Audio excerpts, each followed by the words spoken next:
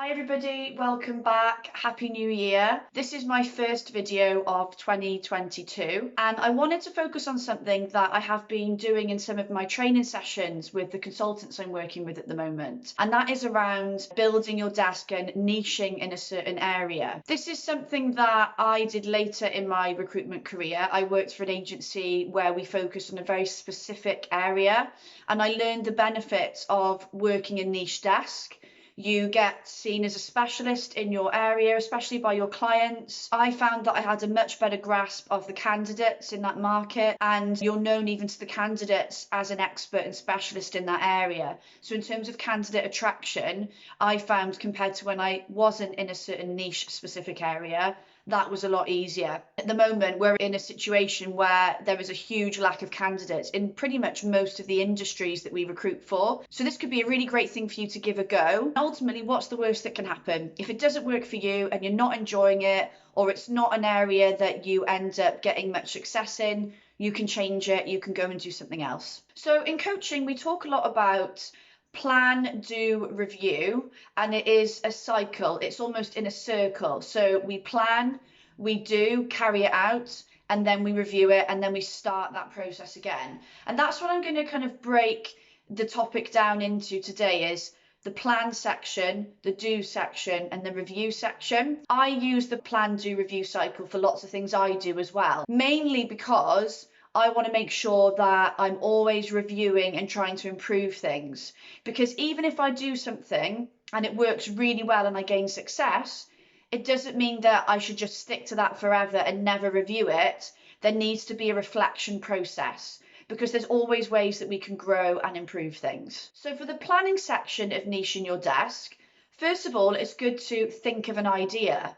It's not easy for us just to pluck something out of thin air that we want to focus on and want to specialise in. So give yourself some time to brainstorm and come up with some ideas. This could take days, it could take weeks. Don't put any pressure on yourself to come up with an idea within 24 hours. You might want to create a spider diagram or use a whiteboard and jot down ideas when they come to you.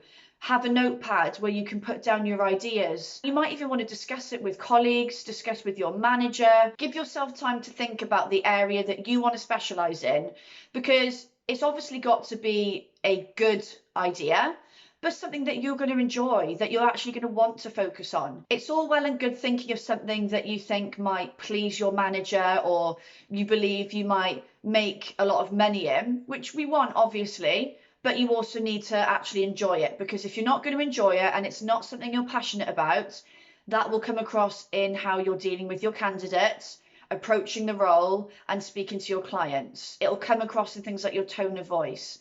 So it needs to be something that you get a bit of a buzz about. Once you've got that idea, I've always found that it's really useful to put together a plan, and this comes again into the plan section of plan, do, review. Almost create a business plan, because when we're building our desk, that is essentially what we're doing. The most successful recruiters treat their desk as if they really do have their own business. That level of passion and determination will pay off. Creating a business plan helps you put down on paper all the intricacies of what you're going to do. If you do need to pitch it to a manager or the owner of the business, it shows them that it's a well thought out plan and that it's feasible, it's realistic. It also helps you become organised in how you're going to approach this idea and implementing it. When you're putting the business plan together, there's a few things that I would make sure you include or at least consider. One of the things is make sure that when you're writing it, that you're taking into consideration SMART objectives. I'm not sure if you've heard of that before. If you Google it, there'll be loads of examples that come up, but it's an acronym that stands for specific, measurable, achievable, realistic, and time bound. And when we're talking about objectives and goals, if they meet the SMART criteria, we know that we're setting our goals appropriately. So have a quick Google, look into it if it's not something you've done before, but that's worth bearing in mind when you're going through your business plan. So things that I would include. First of all, you need to detail what your idea actually is. So you've got it down on paper. You need to identify who your target market is, who your potential customers are or focus areas, who your potential competition are and why you would be chosen over your competition. So what makes you stand out?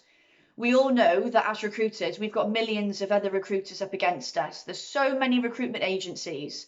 If I think of my area, South Wales alone, even Cardiff, there's too many to count. I couldn't even name them all to you now. So you need to think about why you would stand out against your competition and be picked by your target market. Carry out a SWOT analysis of your idea.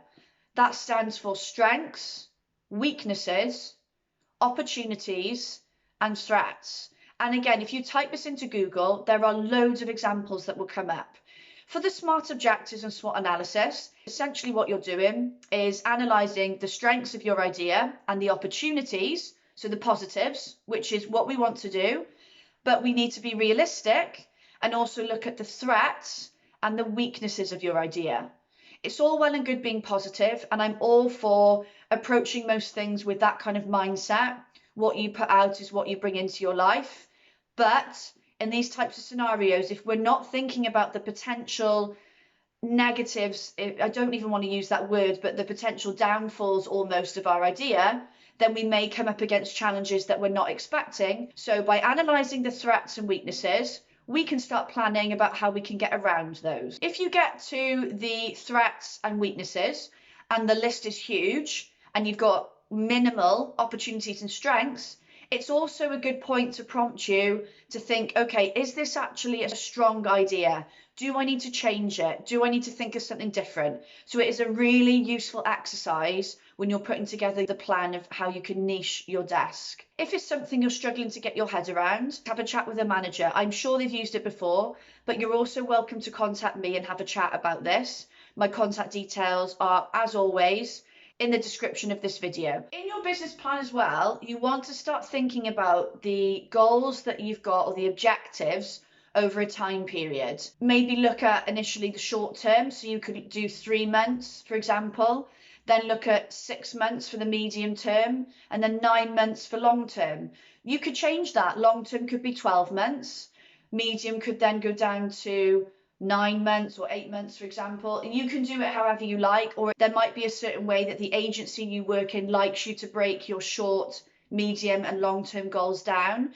But it's really good to think about breaking it up into chunks like that, so you can be specific about what you want to achieve and how you want to achieve it in those different time scales. It's great to think in the short term, but we also need to think long term about how we're going to grow this niche and essentially hit our targets and bring in the figures that we need to cover our desk. It also shows any management that you are thinking strategically and planning properly to make this idea work. What I would also do in this plan is think about 5 or 6 target clients that fit in with your niche and look at least 2 contact names for each one. Look at where they're based as well if you're looking at a certain geographical area.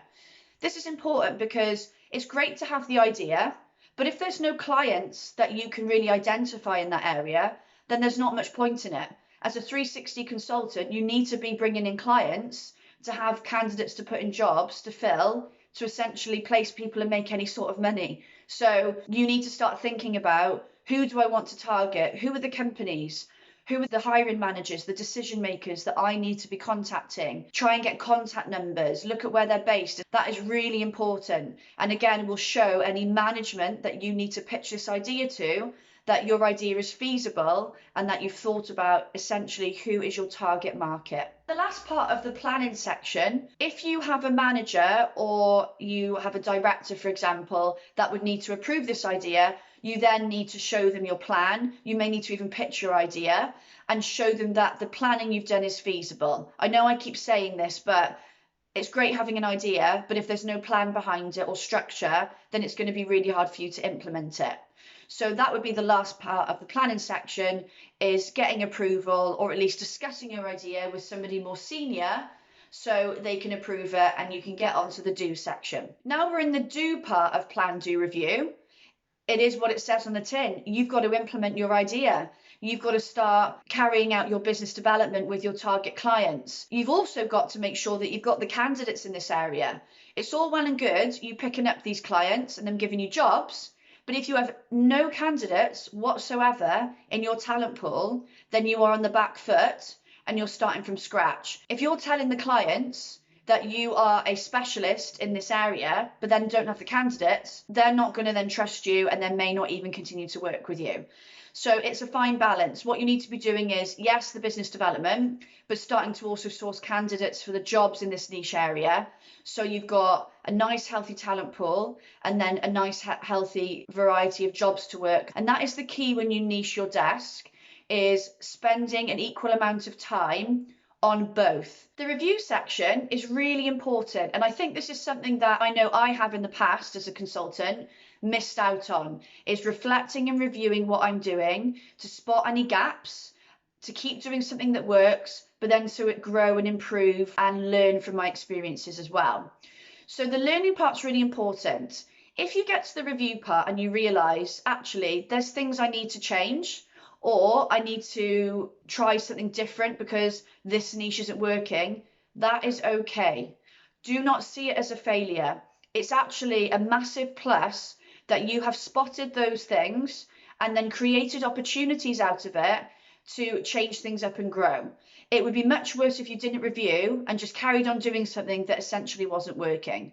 So if you do get to review and you need to change things or completely scrap an idea and start again, do not see that as a negative. See it as a positive. Keep assessing your progress. Review it with a manager maybe, or maybe every week just keep a tab on how you're doing with things like your clients and your candidates. It will help you spot anything that you can learn from, but also add things in that can help you grow even further. Your desk will organically evolve, and sometimes in your original plan, you won't have included something, but as you grow your desk, something new comes along and you add it in, and that's okay. You don't need to stick rigidly to that original business plan. That was just to get you started, and you can add to it. If you can keep that plan and as you review, add in any new ideas or changes that you make so it grows and evolves with your desk. That is a great idea. So again, anything you need to change or amend slightly, do it. And that is pretty much the cycle, and it is a constant cycle. It's a great way for you to develop your desk, develop your niche, and help it continue to grow and grow and grow. Like I said earlier, if anyone has any questions at all about this exercise or would like to chat about how they can niche their desk, feel free to contact me or book a chat using the link that is in the description of this video.